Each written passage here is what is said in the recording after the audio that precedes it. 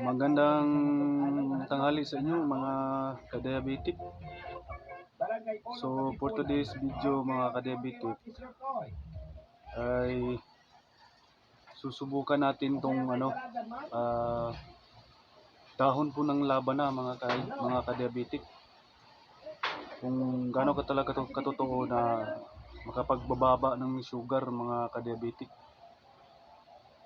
So ito po yung yung katas niya mga ka-diabetic matapos kung pinapakuluan ng 48 hours mga ka-diabetic. Itong dahon ng labana mga ka-diabetic. So, kanina pinapakuluan ko to kanina 45 minutes mga ka-diabetic. So iinumin natin to mga ka-diabetic, iinumin natin to. Pero bago niyan, magsusukat muna ako ng blood sugar ko. Kung totoo ba na ito ay nakapagbababa itong dahon ng labana mga ka-diabetic. So magsusukat muna ako mga ka-diabetic. Yang baira ng lagaraw diha maha. Bitaw, salamat kayo. So kuha tayo ng alcohol mga ka-diabetic. Ito po yung bulak, yung cotton. Sukat muna tayo mga ka-diabetic sa ating sugar. Ito po yung niya, yung karayom niya. Panganak magugwapo. Tutuki lang ninyo, di ba? Pagkaingon yun mo. Ay, sadala na ito mga mag-uuma niyan. So nood lang kayo mga ka-diabetic para kung ano yung resulta mga ka-diabetic ay pwede nyo itong gagayahin kung gaano ka ba talaga katotoo na yung dahon ng guyaban ay nakapagpababa ng sugar. So susubukan natin. Dito sa Australia. Dito sa Australia ba? Ito yung strips niya. Matay ng alcohol, ka-diabetic. Sisting ini, bisan pa kumingking. Daog na yun yun. Kaya dindot ka ni Mauni, gigamit nila dito muna daghan nila silang ani.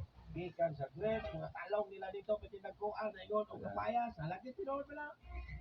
Kanang ilang mga tangkong dito, pati nagboka, tinali tangkong dito, kuwebos na. Ada tanang nga klase, gikan dito sa mga prutas mo ni, gigamit na ang Wonder Soil Conditioner. Usa ka kalidad na so ito na yung dugo niya mga ka-diabetic. Nagsilbi isip natural soil conditioner o plant subukan natin stimulant.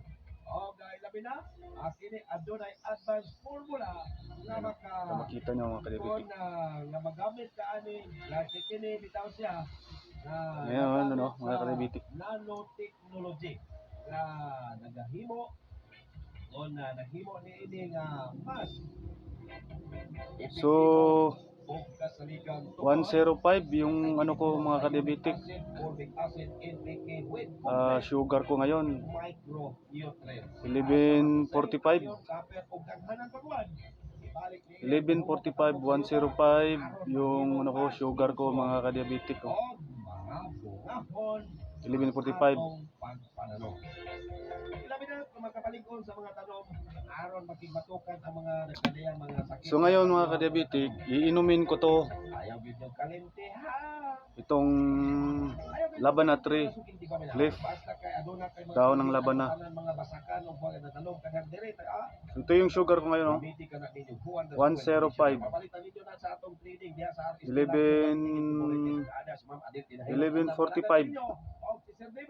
105. So normal lang to mga ka-diabetic na sugar.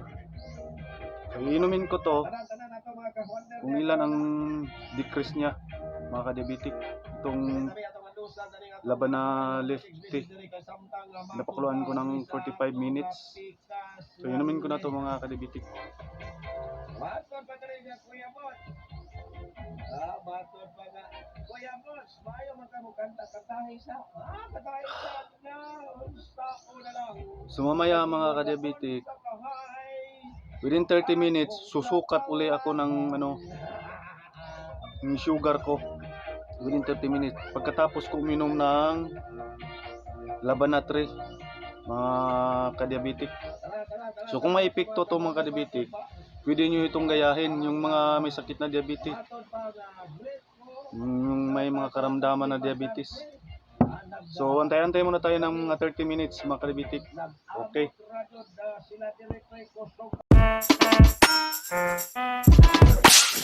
So okay mga ka-diabetic, no? Babalik na ako sa ano. Babalikan na natin yung pagsusukat natin ng ano sa glucometer kung may lunas ba talaga, kung makapagpababa ba talaga ng sugar itong guayabano leaves mga ka-diabetic. So ngayon magsusukat na ako pagkatapos uminom ako ng ano, pagkatapos ng 30 minutes mga ka-diabetic. So ngayon susukat ko na yung sugar ko. So kanina 105. Tingnan natin ngayon mga ka-diabetic kung mababawasan ba yung 105 mga ka-diabetic.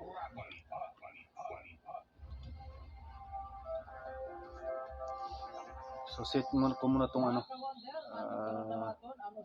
karayom. Okay. Si Kawander Lorino tujuan para sa iyang situational report sa mga buwatan kabahin sa sa ulog sa ika-29 o 29 anniversary sa mga buwatan. Tingnan natin kung bababa ba sa 105. Julius no, yes.